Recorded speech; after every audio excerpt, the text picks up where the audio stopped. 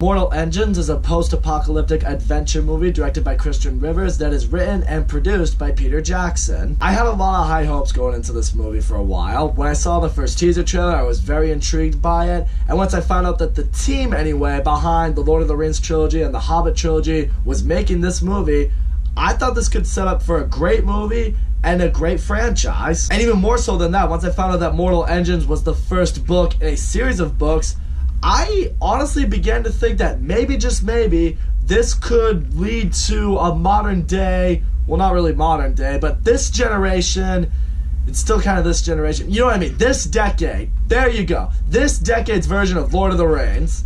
That's still probably not exactly how I want to put it, but you get what I'm saying. Point is, it looked sick, I was stoked for this movie, but now that I have seen it, I gotta say, Mortal Engines has things to like about it, but it also has things that I don't really like about it. I do really like the setting of this movie because it establishes that there was this big war that wiped out a lot of humanity, that turned Earth basically into a wasteland. It resulted in cities being created mobily, and these predator cities such as London, they go about these wastelands and they collect these small little towns and villages and collect them and its people for resources. And you have this man named Valentine, played by Hugo Weaving, who basically rules London. At first, what I did like with Valentine is he didn't initially come off as a villain. He kind of came off as a respected leader, but you do see as the movie goes along that he truly is someone with very dark intentions. We quickly find out more about that when one of the people on this village that was abducted by London, named Hester Shaw, goes after Thaddeus Valentine and attempts to kill him because he had killed her mother. Yeah, some time ago, Hester Shaw's mother, Pandora Shaw, had done some work with Valentine, and she had discovered something she was not supposed to discover. So, to keep the secret safe, Thaddeus Valentine had her killed, tried to also kill Hester, but she escaped. And since then, she has been plotting her revenge to kill Valentine for what he did. But you know, her attempts are thwarted. She's then chased down by this guy named Tom, who's basically running the Museum of Artifacts in London, which basically consists of just old appliances that are used in households. I did like seeing the stuff they included in the museum, like toasters, to really make it show just how far along in the future Mortal Engines truly took place. But anyways, he tries to chase after Hester, she lets go, falls out of the city, and at this point, when Valentine finds out that she had told Tom what had happened, Valentine kicks him off the city, so now the two of them are in the wastelands just trying to make their way about it. That's basically the beginning of the movie. I'll get to the middle and the end when I get there, but let me touch on some of the things that I did like. As I mentioned before, I really like the setup, I really like the setting. The visuals in this movie are great. Like, you see these big cities just going after these little villages, you're just like, yeah, these things are massive. Hugo Weaving's performance of Valentine, I think he does a fine job, but I will say, he's not the most memorable villain I have really seen in movies. I mean, you want the villain to do something really menacing and truly evil that just makes you hate him, makes you really root for the heroes to bring him down. I mean, sure, yeah, he killed Hester Shaw's mother, but that's really it. He doesn't really do anything else that just made me go, oh man, this guy's a fucking asshole. Kill him. I just didn't really care. I just didn't feel like his character really had the most development in this movie. I mean, you could tell the studio's probably intending to develop his character with later movies, but you shouldn't always bank on that. And then, of course, we have Tom and Hester in the wasteland just trying to find refuge somewhere, and the movie's trying to establish a relationship between them. But that's also part of the issue. You don't really know what kind of relationship the movie is going for. Because on one side, you have Hester Shaw, who kind of remind me a little bit like Katniss Everdeen from the Hunger Games. You know, pretty emotionless, pretty stoic, looks like she's been through some shit, doesn't really have any interest in making friends. And you know, like Katniss, when she had a mission that she had to accomplish, she was dead set on that mission, no matter what it took. In this case, it's trying to kill the man who killed her mother. And what I do like with Tom is he is a likable character. You know, he's someone who admires the past, he's someone who supports what has been going on. You know, he's a good, loyal servant in London, but he is also someone who realizes, oh shit, Valentine did some really bad things. That's not okay. That needs to be stopped, so I'm gonna work with Hester. It's not like he was working with Hester to try, you know, get in her panties or anything like that. He's actually working with her because he believes in the cause. But honestly, for a while, I didn't really see the use for his character. I mean, it's clear he can't survive in the wasteland by himself. He's basically there to just tag along with Hester. For a while, there really wasn't much of a point of his character. And really jumping ahead to basically what the midpoint of the movie is, this is where the pace of this movie really suffers. Because we had a pretty solid beginning that tries to establish at least a little bit with the characters, a beginning that I was at least able to get behind and enjoy. And then the midpoint of the movie is really where it just slows down. It is right here, Hester and Tom, they meet with Anna Faye, who leads this rebellion against the moving cities. They hide behind this wall of just normal everyday cities, you know, trying to keep that alive. So, you know, at this point, they do meet with her. They learn a little bit more about what it was that Pandora Shaw had discovered. Turns out it was this super weapon called Medusa that has the ability to wipe out cities in basically one blast. And we discovered that in the necklace that Hester's mother had given to her just before she died contained a hard drive that could shut down the weapon. That was basically Anna Faye and her team trying to find a way to get Hester back into London so she can shut down the weapon and they can win the war. That being said, there's still really not much character development in this movie. I mean, Anna Faye didn't really care a whole lot for her character. You discover that she was friends with Pandora Shaw, but did I really care for the friendship? Not really, because they don't really explore too much on it. Even still, the team she had around herself, none of them really got character development. Seriously, there's a point in the finale where just about all of them died.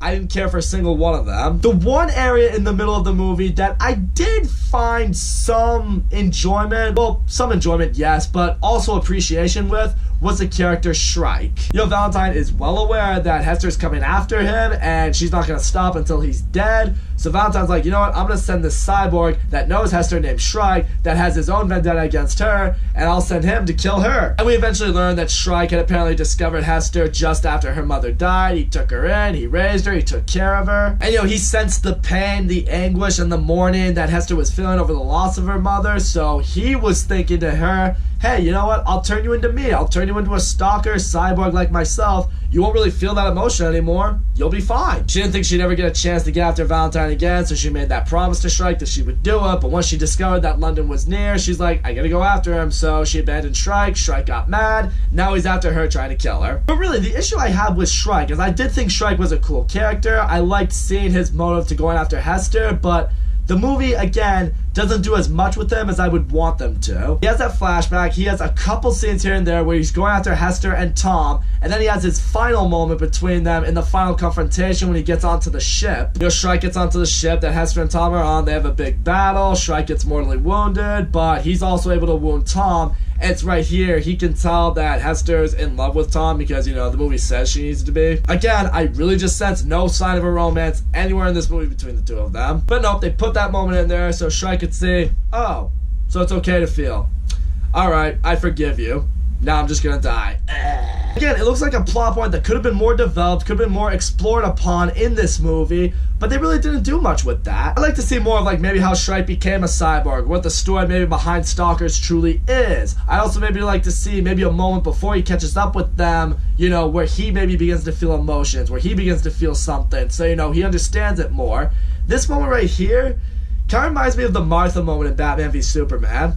Like, you know, you have this conflict that's going on essentially throughout the movie, and then you have that little thing thrown in there that just solves it entirely. It didn't feel right, and it kind of made Shrike feel like wasted potential, which really upsets me because I was very interested in his character when he was on screen. But now getting into the final conflict of the movie, this is when the movie really did pick up. I will say, the final conflict in this movie, I had a good time with this. Does it make up for the flaws that I had in the movie? Oh, absolutely not, but it is a good time. Because now the Medusa super weapon has been completed, and Valentine intends to fire it onto the stone wall that's protecting the cities that are just, you know, still in ground, and then once the wall is destroyed, he'll destroy all the other cities, and it'll just be mobile cities roaming the earth. And this is where the visual effects further stand out, and you truly see the force behind this Medusa super weapon. This is a super fucking weapon. Literally, with one blast, with just one shot, it takes out the entire stone wall and just basically turns it into oblivion. Or no, it sends it into oblivion.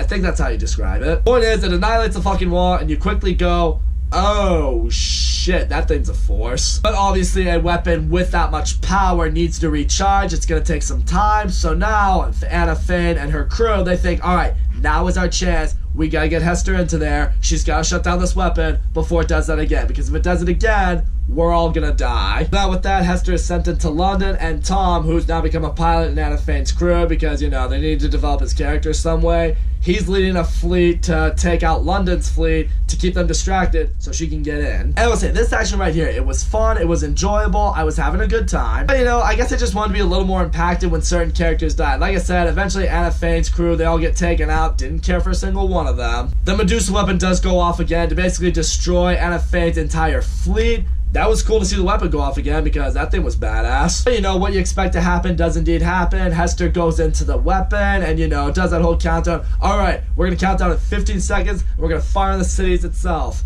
But, you know, 15 seconds is actually like 5 minutes, you know, what every movie does. But, you know, just before it can fire again, she installs it, it shuts down the weapon, it crashes, so now the weapon is destroyed. Anna Fane dies from her battle with Valentine. But, you know, Hester Shaw, she still has unfinished business with Valentine. She's still gonna go after him to try to kill him. They get into a little sword fight with each other. But it's also right here, Hester has the chance to kill Valentine, and he's like, search your feelings. You know what was really going on between me and your mother. You know, it takes her a minute, but then she remembers through a flashback, oh my god, Valentine's actually my father. I know the movie wanted that to be a big twist, but honestly, I kind of saw it coming. Because in one of the flashbacks in the very beginning of the movie, she was talking about how, oh, Valentine used to visit all the time. At one point, she runs over, gives him a big hug. Like, it's seeing that, it's hearing that, I'm thinking, alright, what was really going on between the two of them? I'm starting to think this guy might be her dad. That's right here, Hester escapes him, and Valentine's now pissed at Tom because he shut down London's engine, so they have no way to take down the city. So now at this point, Valentine just wants to escape with his own life. He tries to bring his daughter Catherine with him, you know, who finally has some screen time in this movie. That's why I'm finally bringing her up. You know, she refuses to go with him because she's learned of his true nature. She knows who he is now.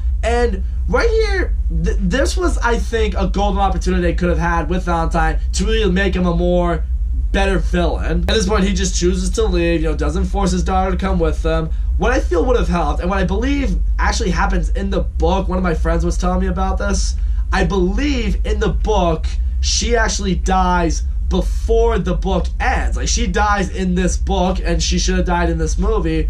I don't really know how she died, but I really feel like in the movie, if Valentine had killed her for not coming with him, then I mean, it would have made me hate Valentine more. It would have made him a better villain. Like, that's how far he'll go. He'll kill his own daughter. I really feel like they could have done something with that, but they didn't because I think they're trying to establish a romance between her and some dude she became acquainted with in the village. In London, I mean. I think that's what they were going for. Fucking romances, man. They kill all these movies. But, you know, the engines, they run over Valentine's ship just as he was trying to escape. You don't see any body, though, so it has me thinking that although his ship was destroyed, he's probably still alive because, you know, they might need him for a sequel. And the movie ends with London and the intact village making peace. That war's over, and now it has me wondering where a sequel's gonna go if a sequel does happen because I didn't read these books. I don't know what's up. So all in all, I will say, after reading a lot of reviews, I thought Mortal Engines was gonna be terrible. But I will say this, it wasn't as bad as I thought it was going to be, but it's still not as good as I would have wanted it to be. I love seeing the world in the state that it's in. The visuals are incredible. I like seeing these mobile cities. That super weapon was fucking awesome. The action when it goes down is very entertaining. The actors, they do a fine job in this movie. The problem is the pacing in this movie, it's really not that good. The character development in this movie could have been done a lot better. Hester and Tom, I didn't really buy whatever romance they were trying to build between them. Maybe it'll be explored upon in future movies, but they should have done more with it here. Valentine, I feel, was also kind of wasted as a villain. I think they could have done more with him. Shrike,